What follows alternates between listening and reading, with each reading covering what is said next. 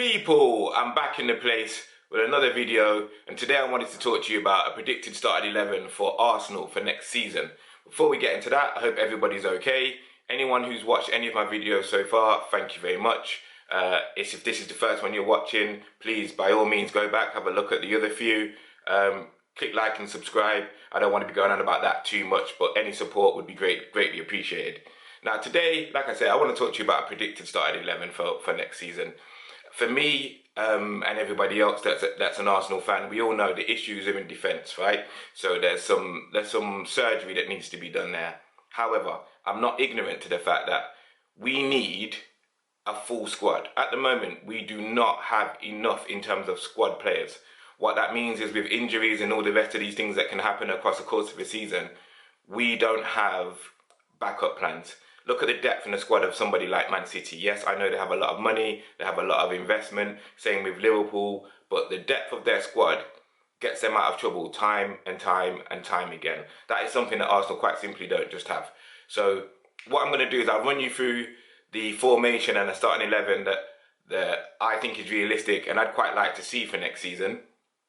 And then I'll talk about some other scenarios and what we can do if someone goes out injured and all the rest of it.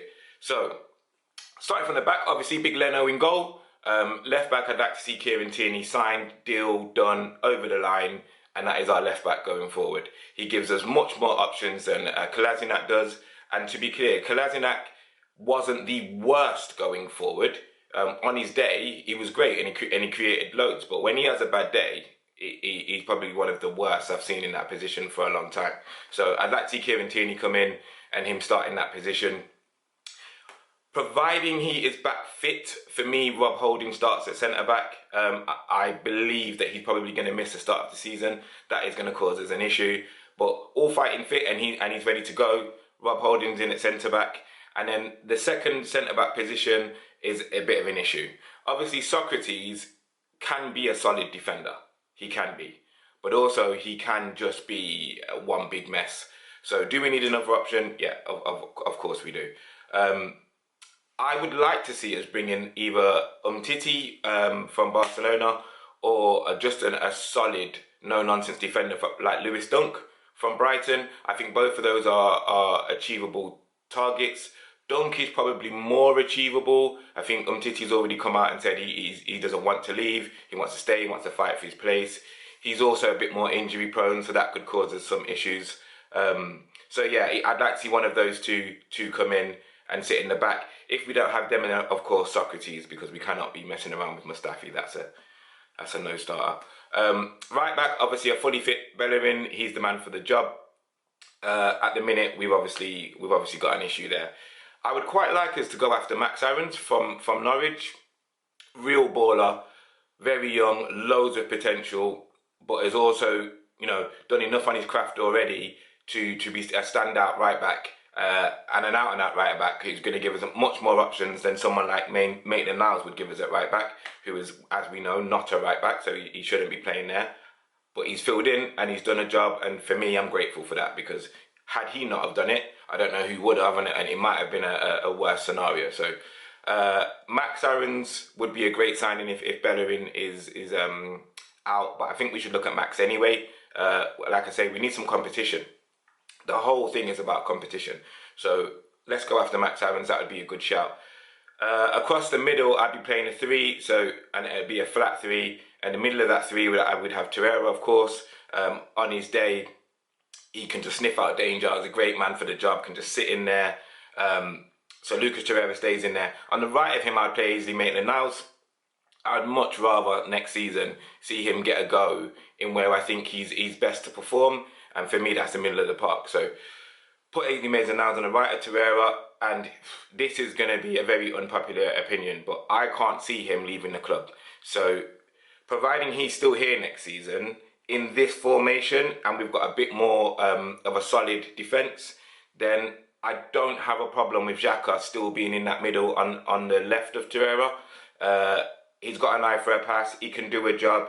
Yes, he has had a lot of mistakes that have led to goals. I get that, and we need to address it. But again, we also need some sort of depth. So unless we're going to replace going to sign someone that can come in straight away, hit the ground running and do that role, I can't see Xhaka not starting next season.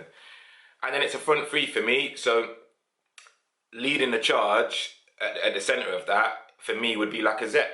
And there's going to be mixed opinion on that. But he just gives us so much. His work rate off the board is unbelievable. Back to goal, he can make something out of nothing and put a ball away. And that's what we've needed. We've lacked that at Arsenal for a long time. And I believe he had a very strong season. He led from the front, and that's what we need. Either side of him, I think we have Aubameyang and Hakim Ziyech. Ziyech, for me, would be the ideal signing. If Arsenal announce Ziyech, I don't know what, I'll give away something. What, I don't know, but I'll come up with some sort of giveaway and give something away. For me, he would be an absolutely fantastic signing. A lot of people are saying Fraser, a lot of people are saying Zaha. I don't think any of them are bad shouts. We get Zaha or Fraser, I'm a happy man. But if it's my preference, which is what I'm talking about here, just opinion, I would go with Ziyech.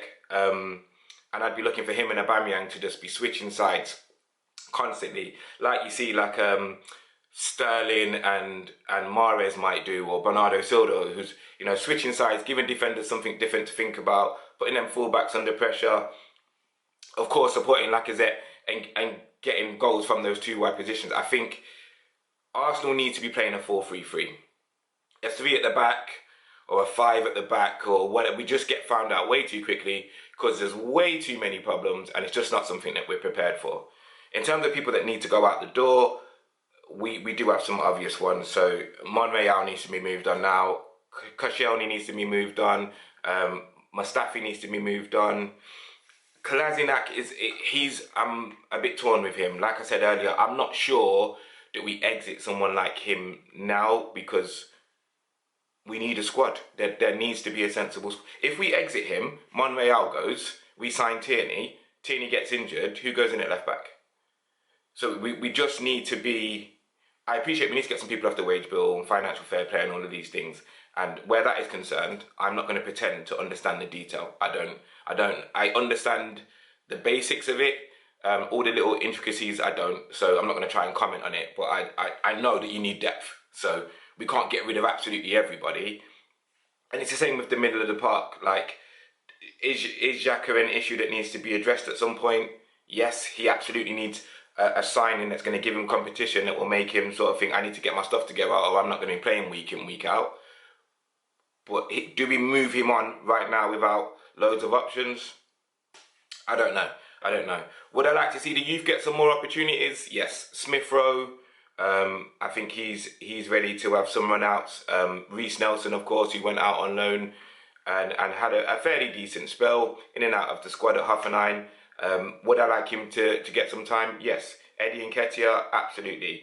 Bielik, all of these people, for me, they can be brought in throughout this season and assist, but let's not put too much pressure on these players. If we depend on them for next season and they have one bad game or whatever the case may be, as a fan base, we're going to get onto them immediately when actually they need the time still to get some minutes in the Prem, learn their trade a bit better, be playing around the first team and understand things a bit more.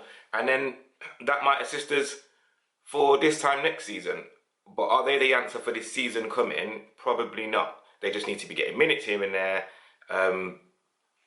But throughout the season consistently, not like, I don't know, one FA Cups game and then they don't play again until somewhere down the line in Europa, because that's not really giving them too much of a chance. If we're not going to do those kind of things, then some of those players are going to need to go out on loan.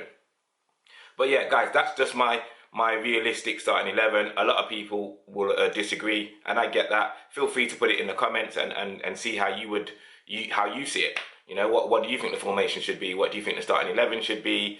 Try to be realistic with it, though. You know, we don't have loads and loads of money to spend, although again, we don't know this for definite. It's just what media is telling us. We don't know how much Arsenal have got to spend, and we don't know what they're going to do with the money that they've got. I just think we, of course, need to address our defence. Offensively, yeah, we could do with wingers, but Reece Nelson's an option. If we sign Fraser, Ziyech, Zaha, if we sign Fekir, he's another option.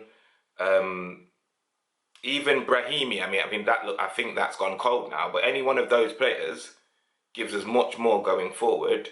We address 2 or 3 issues in the back, and we're back in a position to be challenging for Champions League football. Do I think we'll get Champions League football under Emery in the next 12 months? Well, it depends on what happens between now and the 11th of August, which is, I think that's when the transfer window closes. If we do enough good business, then yeah, I think Emery can get us back in the top 4. But we'll have to see what happens. Guys, put your predictions for starting 11s, formations, all that kind of stuff in the comments, and I'll see you next time round. Peace.